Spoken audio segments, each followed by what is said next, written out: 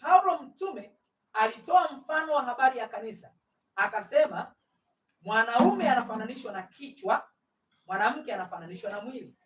Na akitoa mfano huo, haiwezekani kuwatenganisha bila kifo kutokea. Ndio maana Biblia inasema ni kifo ndio kitenganisha. Kama mimi ni kichwa, mke wangu ni mwili, yani kwa namna yote tukitaka tutenganishwe, maana yake kichwa kutenganishwa na mwili, kifo kitokee, ndio hayo yanawezekana kuweza kutenganishwa.